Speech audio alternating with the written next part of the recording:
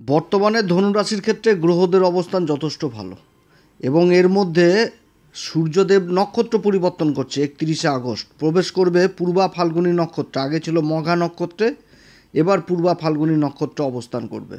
ভাগ্যের ঘরেই সূর্যদেব নিজের রাশিতেই অবস্থান করছে, ধনুরাশিতে, যেটা হচ্ছে সিংহ রাশি, নবম ঘর। তো সূর্যদেবের এই পূর্বা ফাল্গুনী নক্ষত্রে কীরকম প্রভাব পড়বে ধনুরাশির উপর? ধনুরাশি সত্যি কি লাভবান হতে যাচ্ছে এই সময়, না অনেক মুশকিলে পড়বে? কোন দিক থেকে লাভবান হবে, কোন দিক থেকে সাবধানে থাকতে হবে, কোন বিশেষ উপাচার করবে এই সময়কালে, এই সমস্ত কিছু আজকের এই ভিডিওতে তুলে ধরবো ধনুরাশির সম্পর্কে।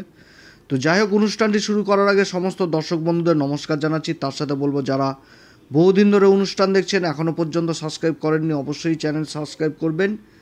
এই চ্যানেলের সঙ্গে থাকুন, জ্যোতিষীয় সম্পর্কিত অনেক তথ্য জানতে পারবেন। যারা জ্যোতিষী সংক্রান্ত বিষয়কে ভালোবাসেন, গুরুত্ব দেন, ইন্টারেস্টেড, আশা করছি তারা বিশেষভাবে উপকৃত হবেন। তবে আমি কোনো রকমভাবে কোনো দর্শক বন্ধুকে বিভ্রান্ত করার চেষ্টা করছি না। এটা গ্রহের গোচরের উপরই আলোচনা করা হচ্ছে, কারো কোনো রকম ব্যক্তিগত কুষ্টি ধরে আলোচনা নয়। আর এটা চন্দ্ররাশি অনুসারেই বলা হচ্ছে। তো যাই হোক, সূর্যদেবের অবস্থান পূর্বা ফাল্গুনী নক্ষত্রে, এবং এই নক্ষত্রে আবার কেতু অবস্থান করছে। কেতু এই সিংহ রাশিতে ভাগ্যের ঘরে অবস্থান করছে। তো কেতুকে তো বলা হয় ধ্বজা, অর্থাৎ পতাকা। তো কেতুর এই অবস্থান ভাগ্যের ঘরে, এর আগে বহু বলেছি যে ধনুরাশির ক্ষেত্রে কেতুর অবস্থান যথেষ্ট ভালো। নবম ঘরে কেতু থাকা মানে ধনুরাশি যতই বিপদে পড়ুক, বিপদ থেকে উঠে আসতে পারবে। তো যাই হোক, এবার সূর্যদেব এই পূর্বা ফাল্গুনী নক্ষত্রে, অর্থাৎ সূর্য আর কেতু থেকে যাচ্ছে পূর্বা ফাল্গুনী নক্ষত্রে, বুধ থেকে যাচ্ছে, বুধও তো এই ঘরে রয়েছে, তো বুধ থেকে যাচ্ছে 6 তারিখ পর্যন্ত মঘা নক্ষত্রে, তারপরে চলে আসবে আবার পূর্বা ফাল্গুনী নক্ষত্রে। সূর্যদেব এখানটাতে 14ই সেপ্টেম্বর পর্যন্ত পূর্বা ফাল্গুনী নক্ষত্রে থাকবে এবং তারপরে উত্তরা ফাল্গুনী নক্ষত্রে নিজের নক্ষত্রে অবস্থান করবে এবং নিজের নক্ষত্রে অবস্থান করে আবার রাশি পরিবর্তন করবে। তো পূর্বা ফাল্গুনী নক্ষত্র যেটা হচ্ছে শুক্রদেবের নক্ষত্র, এবং এই মুহূর্তে শুক্রদেব ওই অষ্টম ঘরে কিন্তু অবস্থান করছে, এবং শুক্রদেবও এই সেপ্টেম্বরের 3 তারিখে চলে আসবে অশ্লেষা নক্ষত্রে, বুধের নক্ষত্রে, এবং 14 তারিখে আবার শুক্রদেবও কিন্তু রাশি পরিবর্তন করে নেবে। ধনুরাশির ক্ষেত্রে শুক্রদেব হচ্ছে ষষ্ঠ ঘরের অধিপতি, এবং একাদশ ঘর যেটা লাভের ঘর, মূল ত্রিকোণ রাশি শুক্রদেবের, সেটা হচ্ছে তুলা রাশি। এই একাদশ ঘর যেটা লাভের ঘর, এই দুটি ঘরের অধিপতি অষ্টম ঘরে অবস্থান করছে, এবং এই শুক্রদেবের নক্ষত্রেই সূর্যদেব অবস্থান করছে আবার ভাগ্যের ঘরে। তো সূর্যদেব এই পূর্বা ফাল্গুনীতে অবস্থান করছে, পূর্বা ফাল্গুনী নক্ষত্রের অধিপতি শুক্র, আবার অধিপতি দেবতা হচ্ছে ভাগ।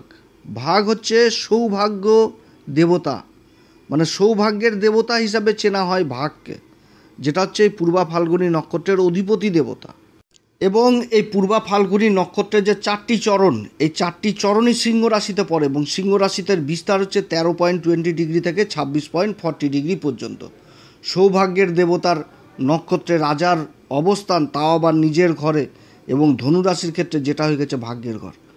অর্থাৎ এই সময়কালে অনেক শুভ সংকেত উঠে আসছে এই ধনুরাশির ক্ষেত্রে। অল্প দিনের জন্য গোচরটা হলেও একটা বিশেষ প্রভাব পড়বে এই ধনুরাশির উপরে। পূর্বা ফাল্গুনী নক্ষত্র সম্পর্কে আমাদের জ্যোতিষশাস্ত্রে যে সিম্বল দেওয়া হয়েছে, সেটা দেওয়া হয়েছে কি দোলনা, এবং তার সাথে বিছানা। বিছানাটা এমন একটা বিছানা, সেটা হচ্ছে নিউ কাপল, অর্থাৎ বিবাহিত জীবনের প্রথম বিছানাটাকে বোঝাচ্ছে কিন্তু পূর্বা ফাল্গুনী নক্ষত্রে। এবং যে বর্ণনা দেওয়া হয়েছে পূর্বা ফাল্গুনী নক্ষত্র সম্পর্কে, সেটাতে বলা হয়েছে যে সূর্য উদয় হওয়ার আগে যে লালিমা আকাশে থাকে, সেটাকেই কিন্তু পূর্বা ফাল্গুনী নক্ষত্র হিসাবে বোঝাচ্ছে।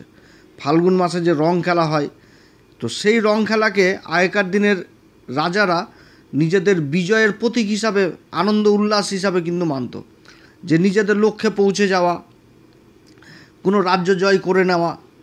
তো এই সমস্ত জিনিস যখন হতো, তখন যে একটা আনন্দ উল্লাস, সেই আনন্দ উল্লাস কিন্তু এরা রং খেলার মাধ্যমে সে সময় পালন করা হতো, যে প্রকৃতি সেজে উঠতো রং বেরঙে, একটা সাফল্যের একটা প্রতীক।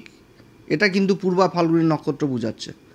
তো এই জিনিসটাই কিন্তু এই নক্ষত্র দিয়ে বোঝানোর চেষ্টা করা হচ্ছে, এবং এটা একটা বিজয়ের প্রতীক। তো রাজা যখন এই নক্ষত্রে অবস্থান করছে ভাগ্যের ঘরে, তাহলে অনেক কিছুই কিন্তু একটা শুভ জিনিস ঘটবে এই সময়কালে ধনুরাশির ক্ষেত্রে। এই নক্ষত্র খুব আকর্ষণের পাত্র হয়।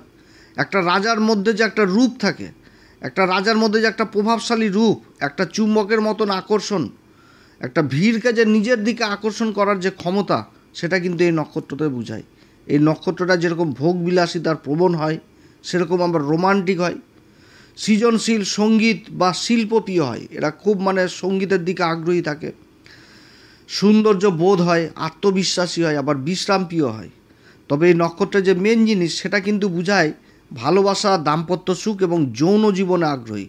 এই তিনটি জিনিস এই নক্ষত্র থেকে বোঝানো হয়, যে ভালোবাসা, দাম্পত্য সুখ এবং যৌন জীবন, এই জিনিসটা কিন্তু বিশেষ করে তুলে ধরা হয়েছে পূর্বা ফাল্গুনী নক্ষত্রে।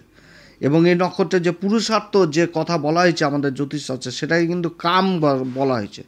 তো কাম কথার অর্থটা কি? মনের ইচ্ছা, মনের বাসনা, এগুলোই তো পূরণ হয়ে যাওয়া। তো এই নক্ষত্র কিন্তু এই জিনিসটা বোঝায়। যে গণ দেওয়া হয়েছে সেটা মনুষ্য গণ দেওয়া হয়েছে, বর্ণ যেটা সেটা ব্রাহ্মণ, এবং যে এলিমেন্ট সেটা কিন্তু ওয়াটার এলিমেন্ট, অর্থাৎ জলেই কিন্তু জীবজগৎ, বিশ্ব সংসার কিন্তু শুরু হয়েছে। সেটাকেই যে এগিয়ে নিয়ে যাওয়ার যে শক্তি, সেটা কিন্তু জলের মধ্যেই থাকে। আর যে ত্রিমূর্তির কথা বলা হয়েছে সেটা শ্রীহরি বিষ্ণুকে বলা হয়েছে, এবং যে অ্যানিম্যাল সেটা কিন্তু ফিমেল র্যাট, এবং যে পাখির কথা বলা হয়েছে সেটা কিন্তু ঈগল পাখিকে বলা হয়েছে। অর্থাৎ ঈগল পাখির মতন কিন্তু এদের পূর্বা ফাল্গুনী নক্ষত্র। ঈগল পাখির একটা বয়সের সন্ধিকালে এমন একটা পজিশন আসে যখন স্বীকার করতে পারে না, নিজের ওই ঠোঁট ভোঁতা হয়ে যাওয়া, পায়ের নখগুলো ভোঁতা হয়ে যায়, তখন কিন্তু ওই ঈগল শিকার করার উপযুক্ত থাকে না, তখন ঈগল কিন্তু ওগুলোকে আছাড় মেরে মেরে ভাঙে। তো সে সময় যে একটা অসহ্য যন্ত্রণা সেটা কিন্তু ঈগল পায়, তারপরে ঈশ্বরের আশীর্বাদে সেই জিনিসটা কিন্তু পুনরায় আবার ফিরে পায়। তো সেরকম কিন্তু পূর্বা ফাল্গুনী নক্ষত্র, এদের জীবনে কিন্তু একবার না একবার এরকম পজিশন আসে, খুব দুর্বিষহ পজিশন হয়ে যায়, এবং পরবর্তীতে কিন্তু এরা আবার সেই আগের রূপে চলে আসে।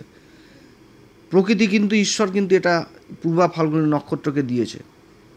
তো একটা খুব ভালো নক্ষত্র, সৌভাগ্যশালী নক্ষত্র। এদের বিবাহ খুব তাড়াতাড়ি হয় এবং কেরিয়ার, জীবনে খুব উন্নতি করে, অর্থ উপার্জন করে, অর্থ এদের কাছে আসবে। তো এই পূর্বা ফাল্গুনী নক্ষত্রে এবার রাজা অবস্থান করবে। তো রাজা হচ্ছে সূর্য, নবম ঘরে অবস্থান। নবম ঘর ভাগ্যের ঘর, সূর্যই হচ্ছে ভাগ্যের ঘরের অধিপতি এবং সৌভাগ্যের দেবতার নক্ষত্রে অবস্থান। এই শুক্রদেব হচ্ছে এই নক্ষত্রের অধিপতি, এবং ভাগ হচ্ছে এই অধিপতির দেবতা।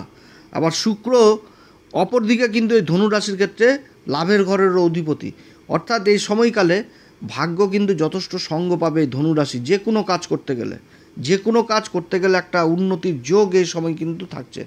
আর্থিক দিক উন্নতির যোগ থাকছে, যোগাযোগ ব্যবস্থা একটা ব্যাপক উন্নতির যোগ থাকছে। যে যোগাযোগগুলো বিগত দিনে হচ্ছিল না কিংবা হচ্ছিল, সেই যোগাযোগগুলো আরও বৃদ্ধি পেয়ে যাওয়া, জীবনে মান সম্মান, খ্যাতি, যশ আরও বেশি করে বৃদ্ধি পেয়ে যাওয়া, এটা কিন্তু বোঝাচ্ছে এই ধনুরাশির ক্ষেত্রে।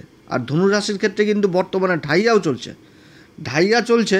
শনি আবার মঙ্গলের সমসপ্তম যোগও রয়েছে। শনি যেরকম নিজের নক্ষত্রে বক্রী অবস্থায় রয়েছে চতুর্থ ঘরে, সেরকম কিন্তু মঙ্গলও এই 3 তারিখ থেকে নিজের নক্ষত্রে চলে আসবে, সেটা হচ্ছে চিত্রা নক্ষত্র। তো সেই সময় বিশেষভাবে আলোচনা করব। আর দেবগুরু কিন্তু অবস্থান করছে সপ্তম ঘর মিথুন রাশিতে, আর দেবগুরু বৃহস্পতির দৃষ্টি পড়ছে নিজের রাশিতেই। তাহলে কি হচ্ছে, যে শনি আর মঙ্গলের সাথে কেন্দ্রের সম্পর্ক হয়ে গেল এবং নিজের রাশিকে দেখছে। আর ভাগ্যের ঘরের অধিপতি স্বয়ং সূর্যদেব অবস্থান করছে সেই সৌভাগ্যের দেবতার নক্ষত্রে। অনেক দিক থেকে উন্নতির যোগ। এই সময়কালে রোজগারের ইনকাম যেরকম বৃদ্ধি পাবে, যারা কর্মের জন্য চেষ্টা করছেন সেই কাজগুলো হবে, যারা সরকারি কোনো কাগজপত্রের অপেক্ষা করছেন সেই কাজগুলো হবে, যাদের প্রমোশন লেটার, ইন্টারভিউ লেটার এই সমস্ত আটকে পড়ে রয়েছে সেই কাজগুলো এই সময়কালে হওয়ার প্রবল সম্ভাবনা থাকছে এই ধনুরাশির ক্ষেত্রে। এই সময়কালে নিজের লক্ষ্যে পৌঁছে যাওয়া, যে একটা আনন্দ উল্লাস, সেটাও কিন্তু বোঝাচ্ছে। যে একটা বাড়িতে ভালো একটা মাঙ্গলিক কার্য হয়ে যাওয়া, বা বাড়িতে একটা সংসারে একটা ভালো সুখ শান্তির পরিবেশ তৈরি হয়ে যাওয়া, এটাও কিন্তু আসছে এই সময়কালে এই ধনুরাশির ক্ষেত্রে। এবং কেতু সাথে রয়েছে, বুধ রয়েছে। যারা দীর্ঘদিন ধরে কোনো কাজে সফলতা পাচ্ছিলেন না, যে কাজগুলো দীর্ঘদিন ধরে করা হচ্ছিল, সেই কাজগুলোতে সফলতা হওয়ার প্রবল সম্ভাবনা থাকছে, বিজয়ী হওয়ার সম্ভাবনা। হয়তো সেটা জীবনে ভুলেই গেছিলো যে কোনো দিন সেখান থেকে হয়তো কোনো দিন জীবনে লাভ আসতে পারে, এমন কোনো কাজ, এই জিনিসগুলো হওয়ার। যারা সরকারি টেন্ডারের অপেক্ষায় রয়েছেন বা সরকারি কোনো ফর্ম ফিল আপ করেছেন, যেখানটাতে কাজের একটা কোনো ব্যাপার চলছে, সেই জায়গাগুলোতে হয়ে যাওয়া, বা যেখানটাতে কোনো কাজ করা হচ্ছে যেটা পার্মানেন্ট ছিল না, সেই কাজগুলো পার্মানেন্ট হয়ে যাওয়া, বিভিন্ন রকম দিক থেকে কিন্তু উন্নতির একটা জোয়ার থাকছে এই সময়কালে এই ধনুরাশির। সেরকম শিক্ষার দিক থেকেও কিন্তু একটা বিশেষ ভালো জিনিস বুঝাচ্ছে এই ধনুরাশির ক্ষেত্রে। কারণ নবম ঘরটাই হচ্ছে উচ্চ শিক্ষার ঘর, এখানটাতে বুধ সঙ্গে রয়েছে, সূর্য সঙ্গে রয়েছে এবং কেতুও সঙ্গে রয়েছে, অর্থাৎ শিক্ষার দিক থেকেও একটা বিশেষ সফলতা পেয়ে যাওয়া, যেখানটাতে অ্যাডমিশন হওয়ার বহুদিন ধরে চিন্তা ছিল, হয়তো কোনো কারণবশত হচ্ছিল না, সেই জায়গাটাতে একটা খুশির সংবাদ চলে আসা জীবনে, এই জিনিসগুলো কিন্তু হওয়ার সম্ভাবনা থাকছে। যারা বড় বড় কোনো ব্যবসার সাথে যুক্ত রয়েছেন বা কোনো বড় মহাজনের সাথে যুক্ত রয়েছেন, যেখানটাতে ব্যবসা দিনের পর দিন করে যাচ্ছেন, হয়তো কোনো এই সময়কালে ভালো ইনসেন্টিভ পেয়ে যাওয়া, এই জিনিসগুলো বোঝাচ্ছে। যারা সরকারি বেসরকারি কাজকর্ম করছেন, নিজেদের টার্গেটে পৌঁছাতে পারছিলেন না, সেই এমন কোনো একটা টার্গেটে যেখানটাতে চাকরির কাজের উন্নতির যোগ রয়েছে, সেই জায়গাগুলোতে পৌঁছে যাওয়া, এটাও কিন্তু বোঝাচ্ছে এই পূর্বা ফাল্গুনী নক্ষত্র। পূর্বা ফাল্গুনী নক্ষত্র হচ্ছে বিজয়ের পরবর্তী উল্লাস, যে জয়ী হলাম তারপরে যে আনন্দ ফুর্তি, সেই জিনিসটা যেটা আগেকার দিনে রাজারা করতে হচ্ছে, রং বেরঙের পরিবেশ মানে একটা ভালো পরিবেশ তৈরি হতো। এবং এই যে পূর্বা ফাল্গুনী নক্ষত্রের এর যে গাছের সিম্বল দেওয়া হয়েছে আমাদের জ্যোতিষশাস্ত্রে, সেটা কিন্তু বলা হয়েছে পলাশ গাছকে। তো পলাশ গাছের ফুল কিন্তু ফাল্গুন মাসেই ফুটে, পরিবেশ কিন্তু রং বেরঙে সেজে ওঠে, সেই যে একটা পরিবেশ সেজে ওঠে, একটা যে খুশির আবহাওয়া, সেই যে একটা অনুভূতি, এটা কিন্তু বুঝাচ্ছে এই সময়কালে যে সূর্যের এই অবস্থান এই পূর্বা ফাল্গুনী নক্ষত্রে জীবনে কিন্তু জীবন রং বেরঙে কিন্তু খুশির মহলে তৈরি হয়ে যাবে এই ধনুরাশির ক্ষেত্রে। খুবই সুন্দর একটা পরিবেশ সূর্যদেবের এই অবস্থান। ভাগ্যের সঙ্গ পাওয়া, ভাগ্য জিনিসটা কি, যে কাজটা করলাম, যে কাজের আমি ফল আশা করছি তার থেকে অধিক ফল পেয়ে যাওয়া জীবনে, যেটা হয়তো আমার কল্পনা বা যেটা আমার মধ্যে ছিল না, সেই জিনিসটা আরও বেশি করে পেয়ে যাওয়া, এটাই কিন্তু হচ্ছে ভাগ্য। তো সেই জিনিসটা কিন্তু এই সময়কালে হতে যাচ্ছে এই ধনুরাশির ক্ষেত্রে। চারিদিক থেকে একটা উন্নতির এই সময় অল্প সময়, কিন্তু এর মধ্যে একটা বিশেষ প্রভাব পড়বে এই ধনুরাশির ক্ষেত্রে। তবে এই ঘরে আবার কেতু অবস্থান করছে, কেতুর সাথে সূর্যের একটা গ্রহণযোগ এবং বুধ অবস্থান করছে। তো এই সময়কালে মনের দিক থেকেও কিন্তু বিশেষভাবে নিজেকে ঠিক রাখতে হবে। মনের মধ্যে ক্রোধ যে দিগ এবং যে নক্ষত্র, এটা কিন্তু উল্লাসের নক্ষত্র, আনন্দ উপভোগ করার নক্ষত্র নিজের বিজয়ের পর। তো এই সময়কালে নিজের খাওয়া দাওয়ার দিকেও কিন্তু যথেষ্ট খেয়াল রাখতে হবে, কারণ শুক্র কিন্তু এই সময়কালে অষ্টম ঘরে অবস্থান করছে। অতএব নিজের চরিত্র, নিজের খাওয়া দাওয়া, এই সমস্ত দিকেও কিন্তু বিশেষভাবে খেয়াল রাখতে হবে, কারণ শুক্র অষ্টম ঘরে অবস্থান করছে। শুক্র থেকে প্রেম, ভালোবাসা, এগুলো জিনিস উঠে আসে। অতএব নিজের চরিত্রের দিকেও কিন্তু যথেষ্ট খেয়াল রাখতে হবে এবং নিজের খাওয়া দাওয়ার দিকেও কিন্তু যথেষ্ট খেয়াল রাখতে হবে। তো যাই হোক, ধনুরাশিদের ক্ষেত্রে একটা খুব ভালো আনন্দের সংবাদ শোনাতে পারছি এই সময়কালে, এটার জন্য খুবই ভালো লাগছে আর কি। তো সবার ক্ষেত্রে যে সমান ঘটবে সেটাও না, বহু দাদা দিদি ভাই বোনদের জীবনে জন্মছকে হয়তো গ্রহদের অবস্থান খারাপ রয়েছে, তাদের ক্ষেত্রে ফল হয়তো ভিন্ন রকম হতে পারে। তো যথেষ্ট ভালো অবস্থান ধনুরাশির। যদি এরকম গ্রহদের অবস্থান থাকে তাহলে অবশ্যই বলবো ভালো জ্যোতিষীয় পরামর্শ নিতে। তা আপনারা সবাই ভালো থাকেন। এই সময়কালে কোন উপাচার করবে, প্রত্যেকদিন হনুমান চল্লিশা, বজরংবাণ, শ্রীরাম সীতার প্রণাম মন্ত্র সহকারে পাঠ করবেন। সূর্যদেবকে অর্ঘ্য দিবেন, ভাগ্যের ঘরের অধিপতি স্বয়ং সূর্যদেব। গুরুর দীক্ষা যারা নেননি, গুরুর দীক্ষা নেবেন। পিতার সাথে কোনো রকমভাবে এই সময়কালে সম্পর্ক খারাপ করা যাবে না, কিংবা পিতার সাথে এ ভাগ্যের ঘরটাই তো সূর্যদেবের, সূর্যকে পিতার কারক বলা হয়, আত্মার কারক। তো পিতার সাথে কোনো রকমভাবে সম্পর্ক খারাপ করা উচিত না ধনুরাশির জাতক জাতিকাদের, না তো নিজের হাতে নিজের ভাগ্যকে নষ্ট করে দেওয়া, এটাও কিন্তু বুঝায় ধনুরাশির ক্ষেত্রে। তো যার জন্য সূর্যদেবকে প্রত্যেকদিন অর্ঘ্য দিবেন, পিতার আশীর্বাদ নিয়ে যে কোনো কাজ শুরু করবেন, তাতে যথেষ্ট সফলতা পাবেন। আপনারা সবাই ভালো থাকেন। যদি এই পরামর্শ সত্যিই ভালো লাগে তাহলে নিজের ভেবে এই অ্যাস্ট্রো এসএম বাংলা চ্যানেলকে অবশ্যই সাবস্ক্রাইব করবেন। এই চ্যানেলের সঙ্গে থাকুন, জ্যোতিষীয় সম্পর্কিত অনেক তথ্য জানতে পারবেন। নমস্কার, ধন্যবাদ।